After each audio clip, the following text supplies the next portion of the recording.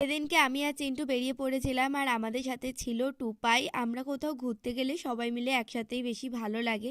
যাই হোক, প্রথমেই তো চলে গেছিলাম চা খেতে। দিন দিন আমার চা প্রেমটা একটু বেশিই হয়ে যাচ্ছে। রোজ সন্ধেবেলা চা না খেলে তো আমার মনই ভরে না। আচ্ছা, চিন্টুর গলায় কি ওটা কি তোমরা দেখলে? আমার কান চাপা দেওয়াটা ওটা সবসময় ও এরকম নিয়ে রাখে।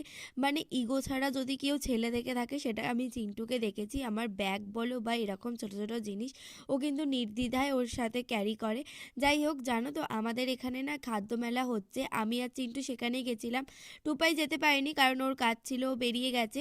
তারপরে তার সাথে এখানে ফাংশনও হচ্ছিল। আমরা নিয়েছিলাম ফিশ বাটারফ্রাই আর চিকেন ললিপপ। আর এই বাটারফ্রাইটা থেকে ঠিক এতটাই তেল বেরিয়েছে।